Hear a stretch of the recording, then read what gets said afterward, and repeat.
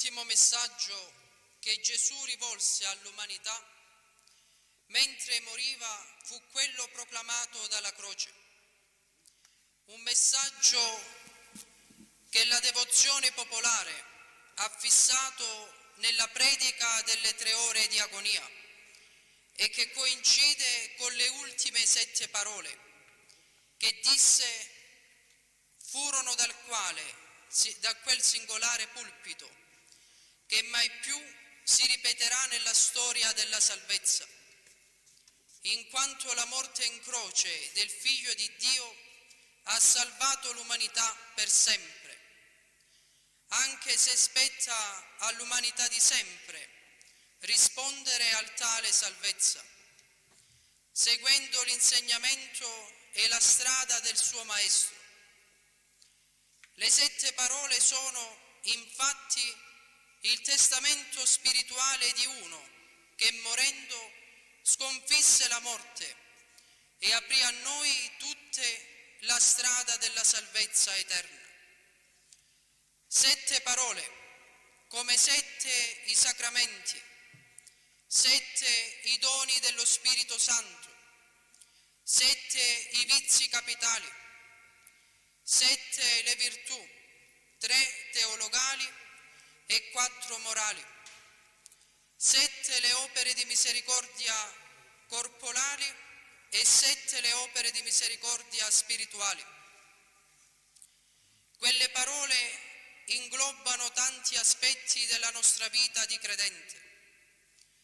Esse si furono rivolti allora a chi stava sotto la croce, ma sono maggiormente oggi rivolti a noi. Parole che non moriranno mai, parole che ci invitano a credere all'amore del Dio crocifisso per la nostra salvezza. Carissimi, i nostri poveri cuori accolgono queste sante parole che Cristo solennemente ha pronunciato sul Calvario. Calvario, nuovo monte della tentazione, dove però non è Satana a tentare Cristo, ma Cristo tenta noi. Chiediamoci di amare come Lui.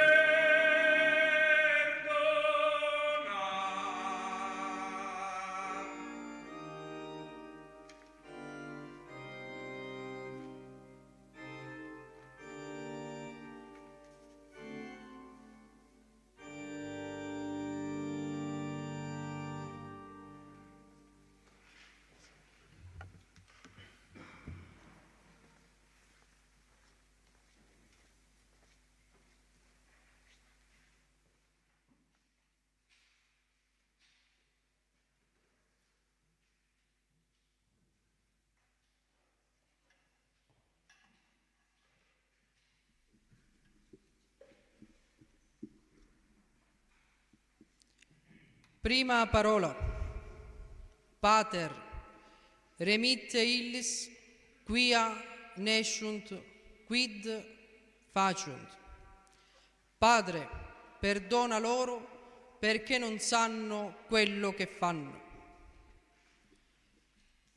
Sembra essere una realtà della psicologia umana che quando si avvicina alla morte il cuore dell'uomo esprima parole d'amore a coloro che gli sono più vicini e più cari. Non vi è ragione di pensare che fosse stato diverso per il cuore dei cuori.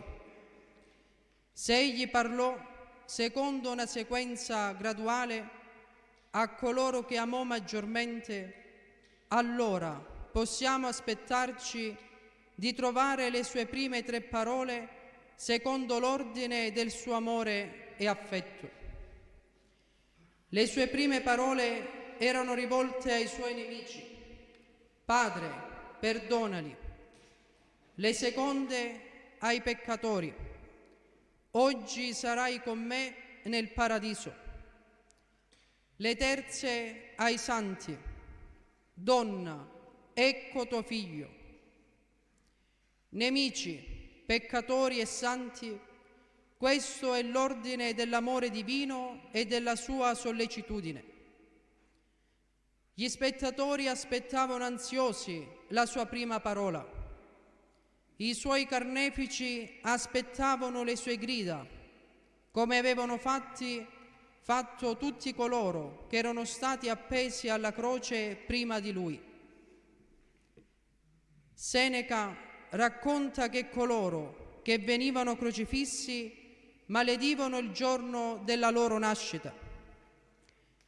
I loro carnefici, le loro madri, sputavano persino su chi li guardava.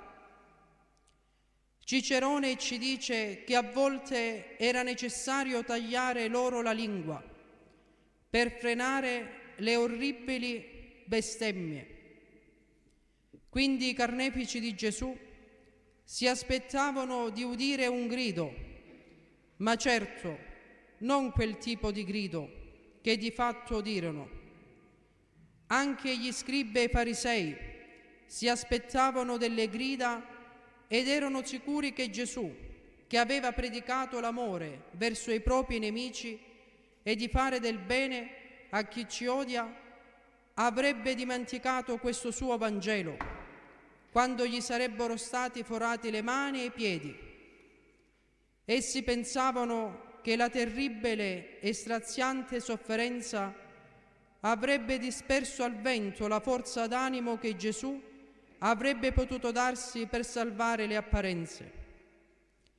Tutti, insomma, si aspettavano di sentirlo gridare, ma nessuno, ad eccezione dei 3 ai piedi della croce.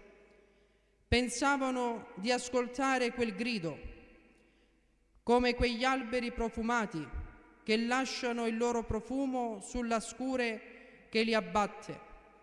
Così il grande cuore, appeso all'albero dell'amore, esalò dal più profondo di se stesso non un grido, ma una preghiera, la soave, dolce, umile preghiera del perdono. Padre, perdonali perché non sanno quello che fanno.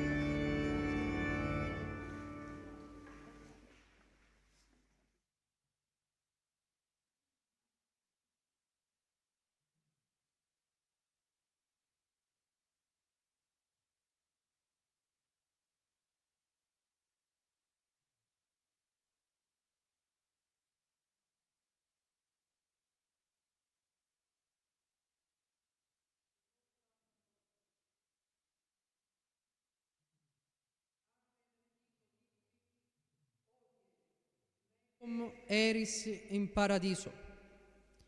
In verità ti dico, oggi tu sarai con me in paradiso. Secondo una leggenda, durante la fuga in Egitto, per sfuggire all'ira di Erode, Giuseppe e Maria, con il fanciullo divino, si fermarono in una sperduta locanda. La Vergine Madre chiese alla padrona della locanda dell'acqua per lavare il bambino. La donna allora le chiese di poter bagnare il proprio figlioletto, che era lebbroso, con l'acqua in cui aveva lavato Gesù. Appena il piccolo lebbroso toccò l'acqua che era stata battezzata dalla presenza divina, fu guarito. Il piccolo crebbe, ma divenne un ladro. Il suo nome era Dimas e fu crocifisso al lato del Signore. Non sappiamo se durante l'agonia sulla croce Dimas ricordò questa storia della sua infanzia, raccontatagli probabilmente da sua madre, e se questo lo portò a guardare Gesù con favore.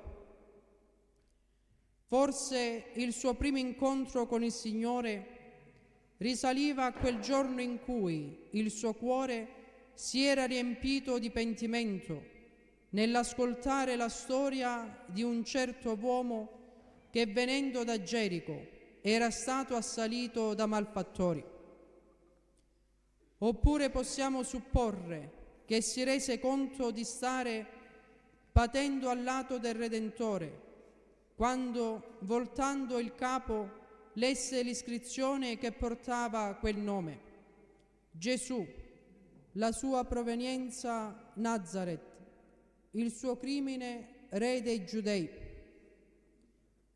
Comunque siano andate le cose, ora sull'altare del suo cuore si era accumulato sufficiente combustibile, tanto da trasformarsi in una fiaccola ardente di fede, non appena una scintilla cadde su di esso dalla croce di Gesù.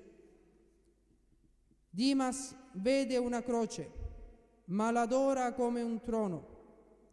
Vede un uomo condannato a morte, ma lo invoca come un re.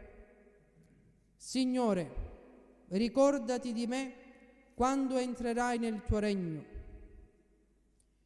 Il Signore era stato finalmente riconosciuto per ciò che era. Fra il clamore della folla delirante e il treto sibilio del peccato universale, in quella terribile e folle rivolta dell'uomo contro Dio, nessuna voce si era elevata in riconoscimento e lode, ad eccezione di quella di un condannato a morte. Era un grido di fede in colui che era stato abbandonato da tutti, ed era solo la testimonianza di un ladro.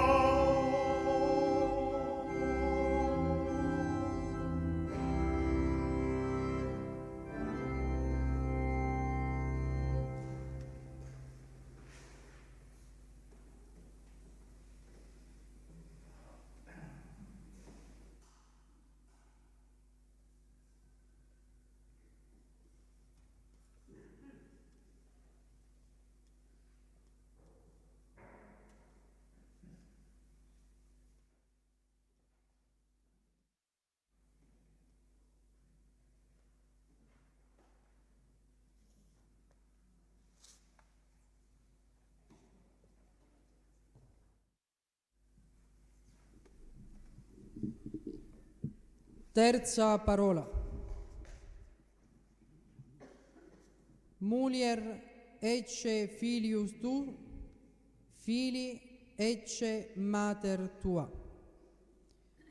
Donna, ecco tuo figlio, figlio, ecco la tua madre.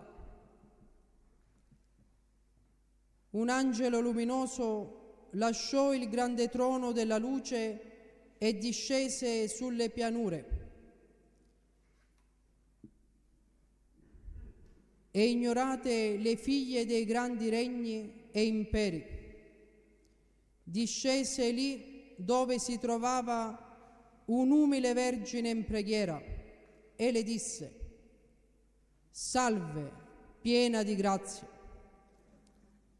Queste non erano soltanto parole che venivano annunciate, ma era il Verbo stesso che si faceva carne. Questa era la prima annunciazione.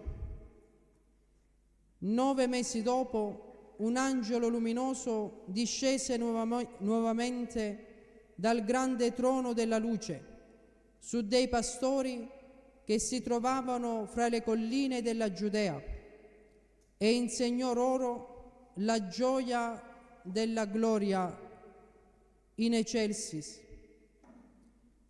invitandoli ad andare ad adorare colui che il mondo intero non può contenere. Un bimbo avvolto in fasce che giaceva in una mangiatoia. L'Eterno era divenuto tempo, la divinità si era incarnata, Dio si era fatto uomo, l'onnipotenza si era fatta impotente. Secondo le parole di San Luca, Maria dette alla luce il suo primogenito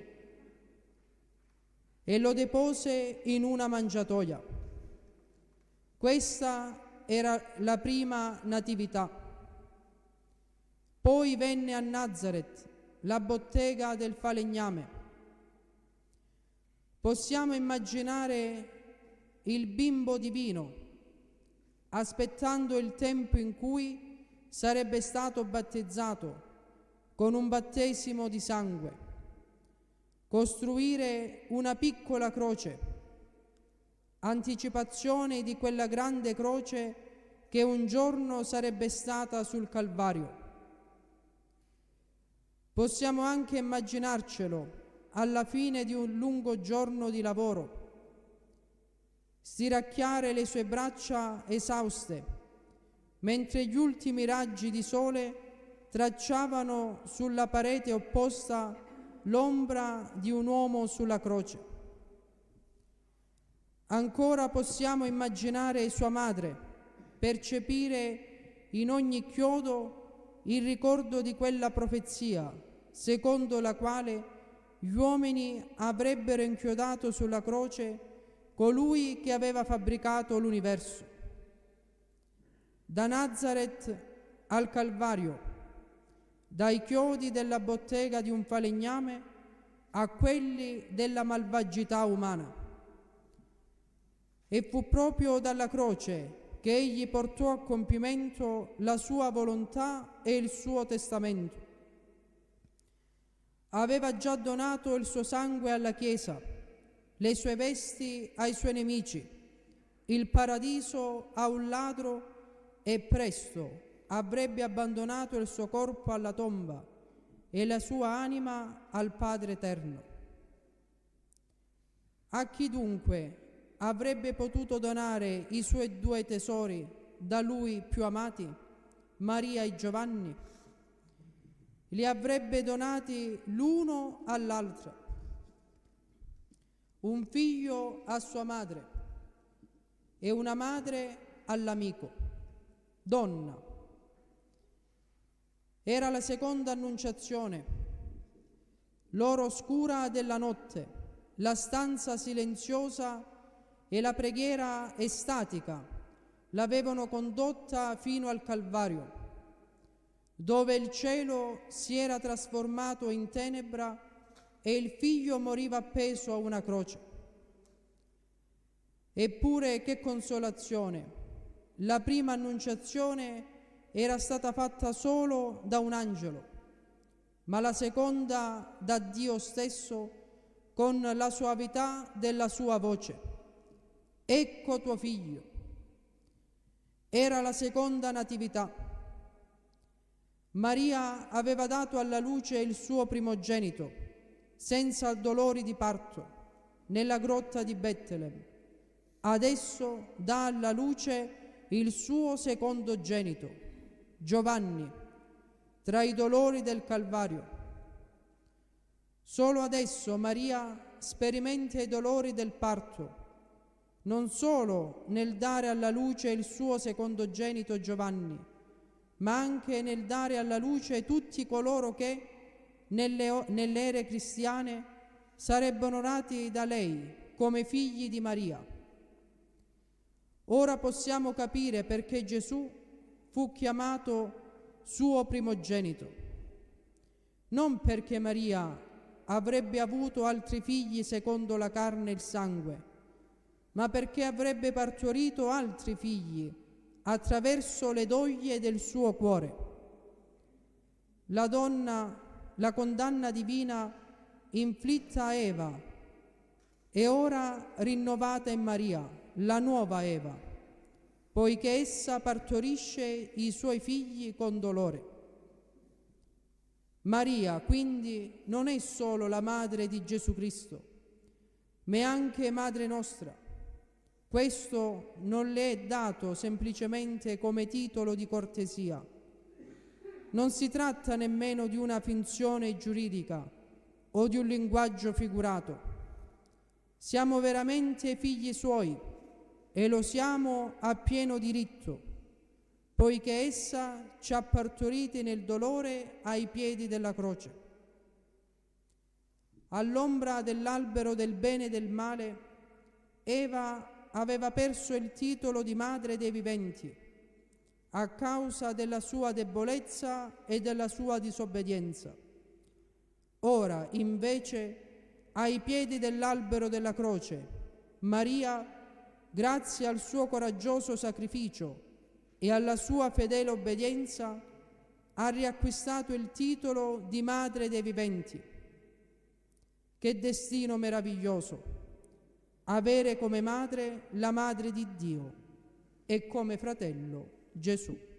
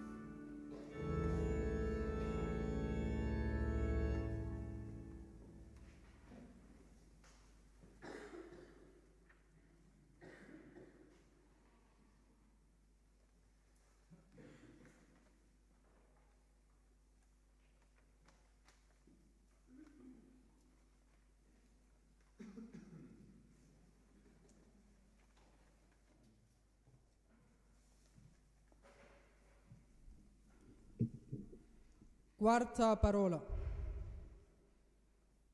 Dio mio, perché mi hai abbandonato?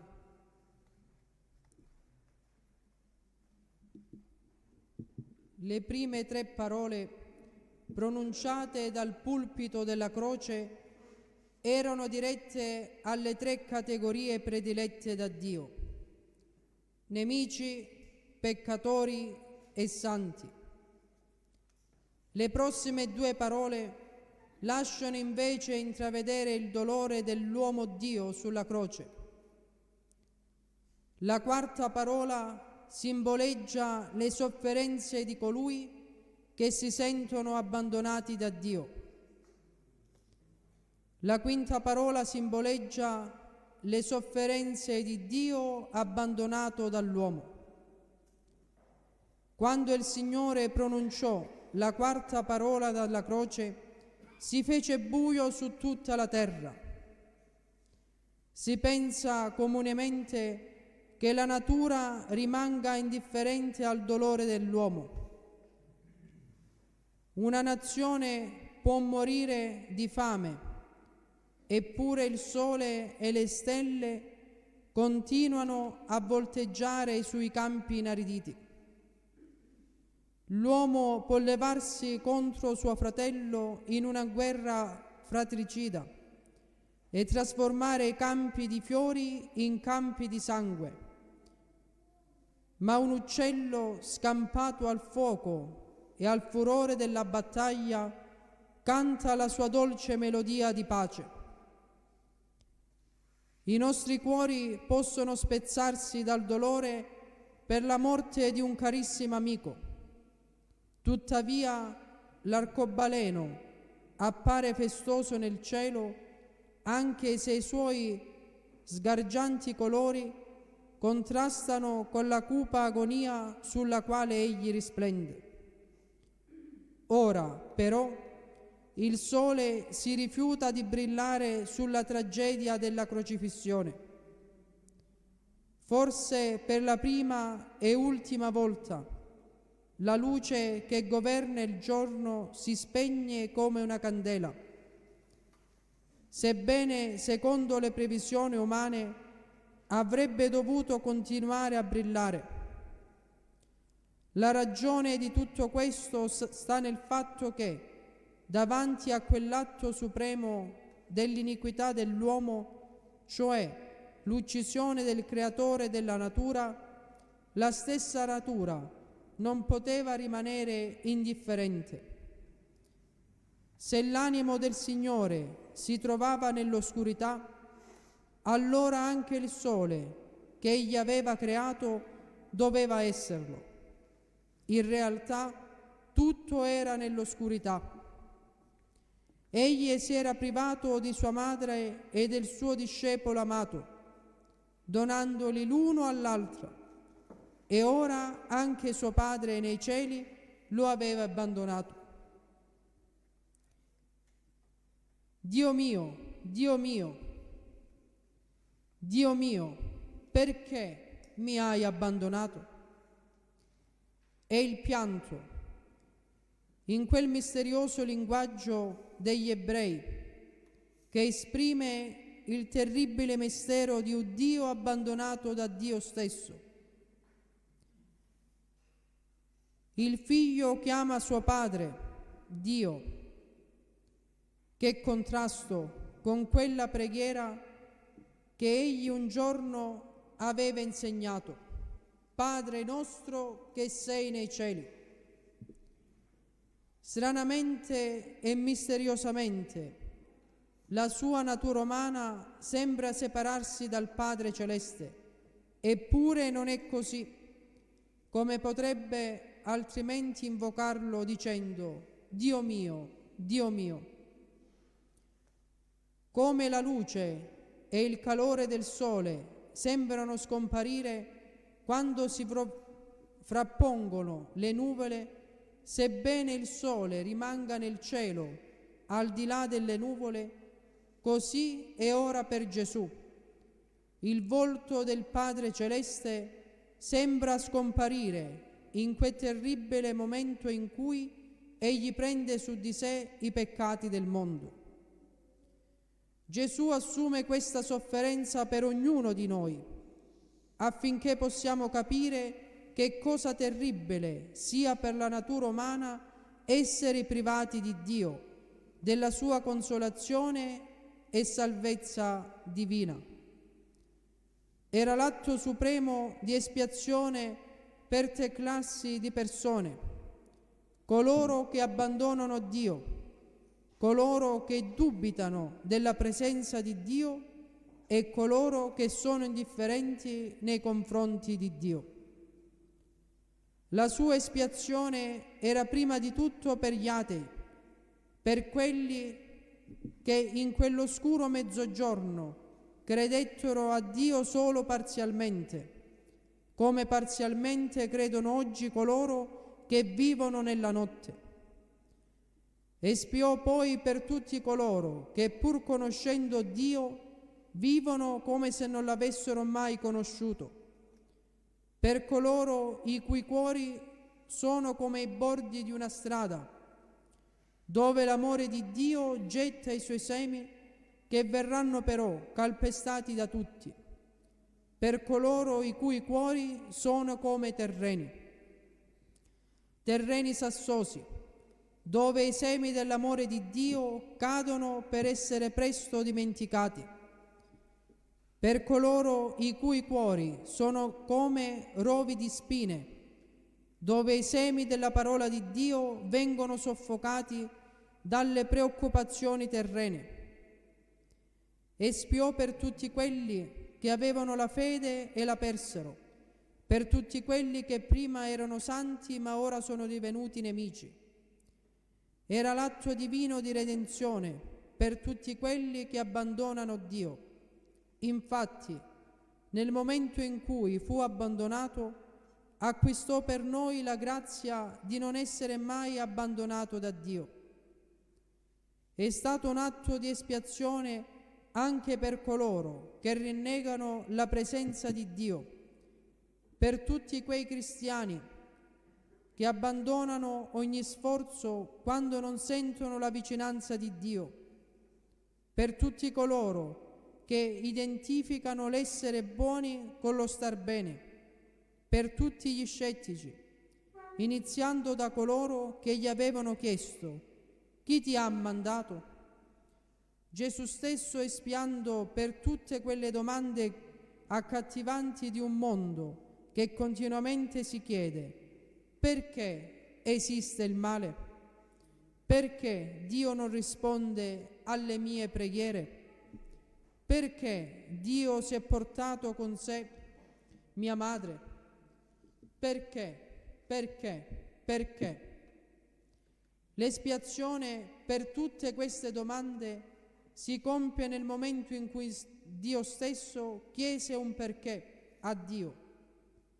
Infine, era l'espiazione per tutta l'indifferenza di un mondo che vive come se non ci fossero mai state una mangiatoia a Betlem e una croce sul Calvario.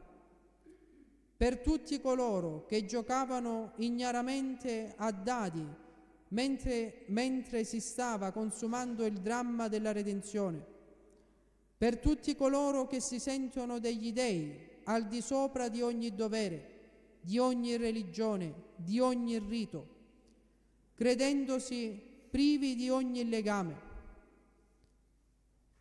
Penso che dopo questi 2000 e più anni l'indifferenza del mondo moderno, del mondo contemporaneo, sia più dolorosa delle pene del Calvario. Non bisogna credere che la corona di spine e il mantello dei chiodi fossero più terribili per il corpo del nostro Salvatore dell'indifferenza di oggigiorno, che non si cura né di offendere né di lodare il suo cuore.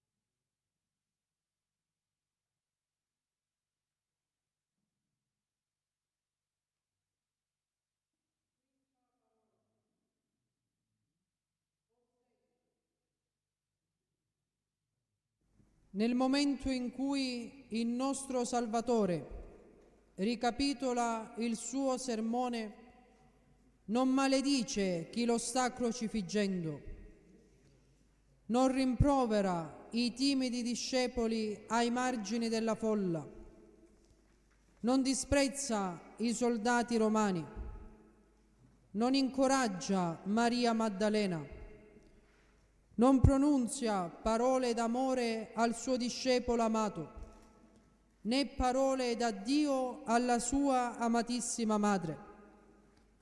In questo momento non si rivolge nemmeno a Dio. Una sola parola affiora dagli abissi del suo cuore e attraversa le sue labbra riarse. O sete! Lui, Dio fatto uomo, che aveva lanciato le stelle nell'orbite dell'universo e le sfere celesti nello spazio, che appese la terra come un ciondolo al suo polso, dalle cui dita rotolarono i pianeti e i mondi, che disse: mio è il mare e i fiumi che scorrono tra le meraviglie di valli e le sorgenti che sgorgano tra le innumerevoli colline.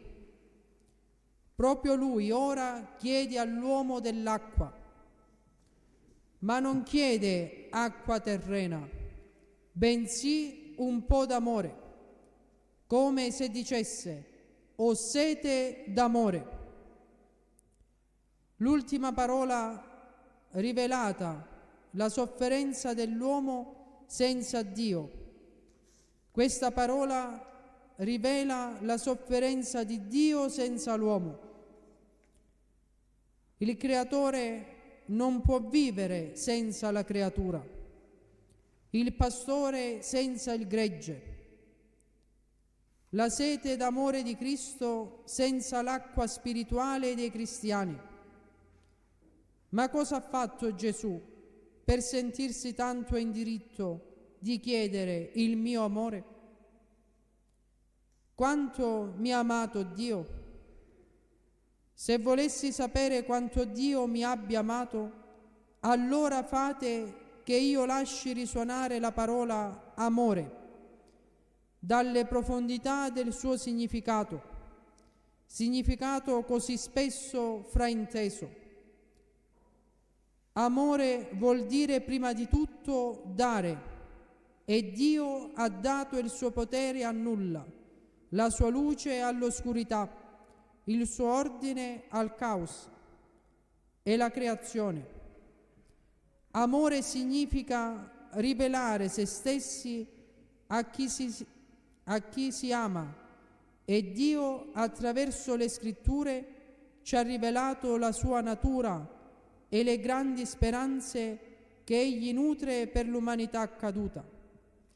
E la rivelazione. Amore significa soffrire perché si ama. Per questo si parla di frecce e di dardi d'amore, cioè di qualcosa che ferisce. E ora Dio sta soffrendo per noi sull'albero della croce, poiché nessuno ha un amore più grande di questo: dare la vita per i propri amici.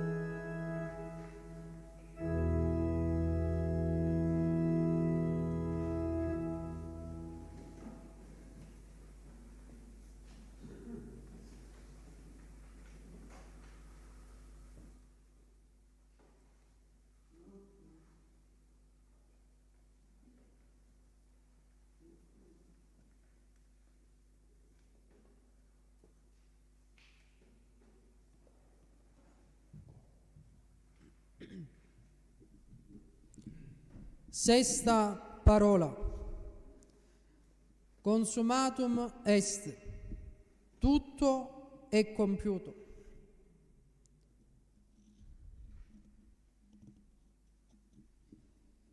Da tutta l'eternità Dio volle fare l'uomo a immagine e somiglianza del suo figlio diletto. Dopo aver dipinto i cieli di azzurro e la terra di verde, Dio creò un giardino stupendo, come solo Lui poteva fare.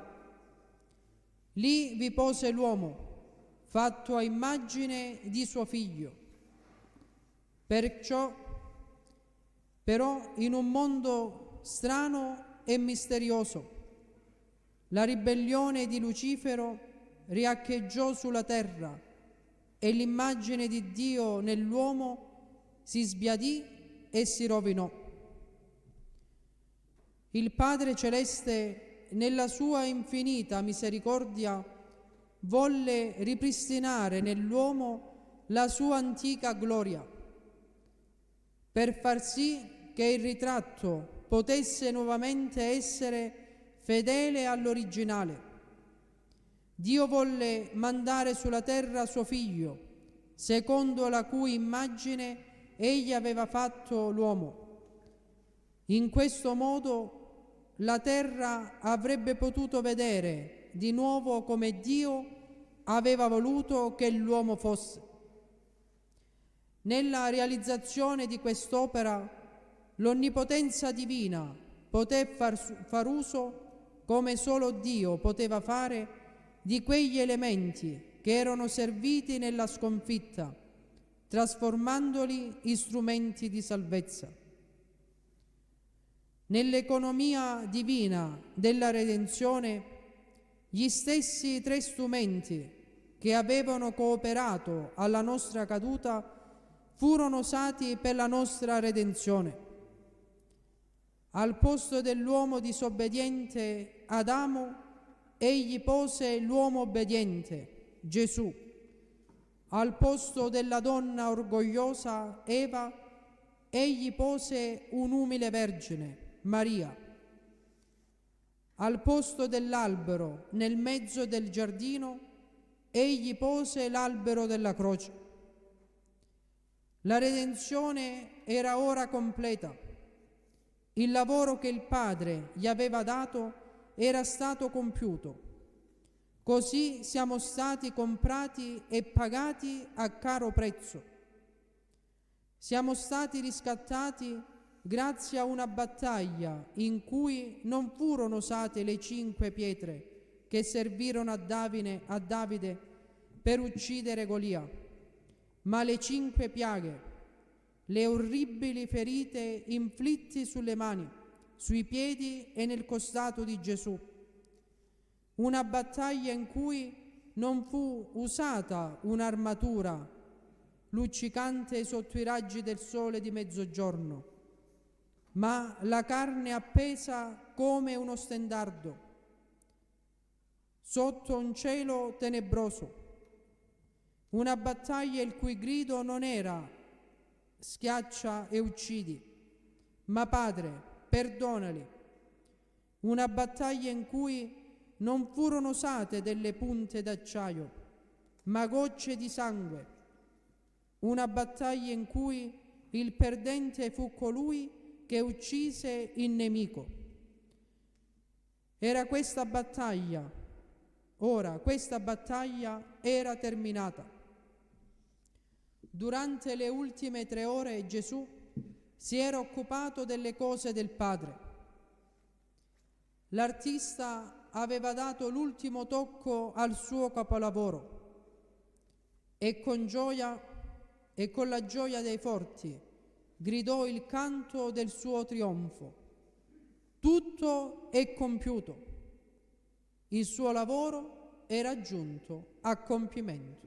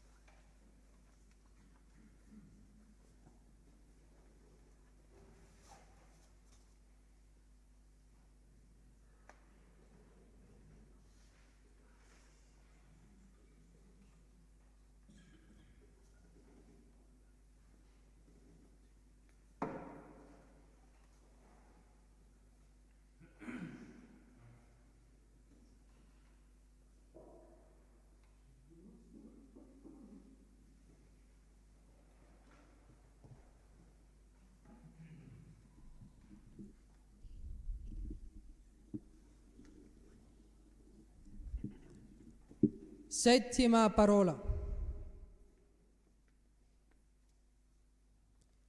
Pater, in manus tua commendo spiritum meum. Padre, nelle tue mani consegno il mio spirito. Quando Adamo fu cacciato dal paradiso terrestre, dopo essergli stato imposto il castigo del lavoro, vagava in cerca del cibo che doveva guadagnarsi con il sudore della propria fronte. Durante la sua ricerca incappò sul corpo senza vita di suo figlio Abele.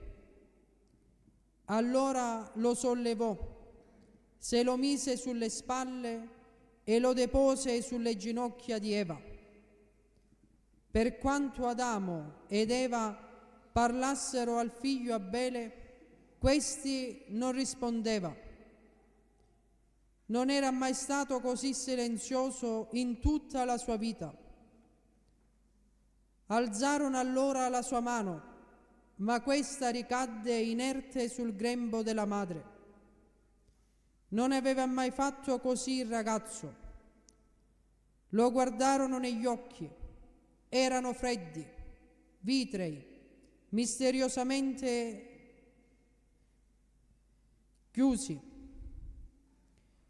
I genitori non l'avevano mai visto così passivamente insensibile. Allora si chiesero cosa fosse successo, ma non sapevano darsi alcuna risposta. Ricordarono poi le parole: dall'albero della conoscenza del bene e del male non devi mangiare, perché quando tu ne mangiassi certamente morirai. Quella di Abele fu la prima morte nel mondo. I secoli trascorsero nell'indifferabile ruota del tempo e il nuovo Abele, Cristo, viene ora condannato a morte dai suoi fratelli della razza di Caino, accecati dalla gelosia. La vita emersa delle profondità infinite ora si prepara a ritornare a casa. La sua stessa parola era stata retrospettiva. Tutto è stato compiuto. Ho finito l'opera che il Padre mi aveva dato. In cambio, la sua settima e ultima parola è rivolta verso il futuro. Nelle tue mani consegno il mio spirito. La sesta parola era per il mondo, la settima era invece per il Padre. La sesta parola era un addio al mondo, la settima segna il suo ingresso nel paradiso. Come quei grandi pianeti che giungono al termine della loro orbita dopo molto tempo, iniziando nuovamente il loro percorso, sembrano voler salutare colui che ha loro tracciato il cammino. Così Gesù, che era venuto dal cielo, ha ora terminato il suo lavoro, ha cioè completato il suo percorso e ritornando al Padre che aveva tracciato il cammino della grande opera redentrice, lo saluta dicendo: Padre, nelle tue mani consegno il mio spirito. Il figlio prodigo ritorna alla casa del padre. Non è infatti Gesù come il figlio prodigo? 33 anni prima aveva lasciato la casa del Padre suo celeste per andare in un lontano paese, che è il nostro mondo. Allora iniziò a spendere le sue risorse spirituali e lasciare che altri ne usufruissero, disperdendo con infinita prodigalità le ricchezze divine della sua potenza e sapienza, distribuendo con libertà divina il dono del perdono e della misericordia. In questa sua ultima ora, tutte le sue sostanze vengono dissipate tra i peccatori, donando per la redenzione del mondo fino all'ultima goccia del suo sangue. Non c'è nulla di cui egli possa nutrirsi ora, ad eccezione del guscio della derisione e dell'aceto, dell'aspra ingratitudine umana. Ora però si prepara a ritornare alla casa del Padre e quando è ancora a una certa distanza può vedere il suo volto. Allora prorompe con la sua ultima e perfetta preghiera dal pulpito della croce: Padre, nelle tue mani consegno il mio spirito.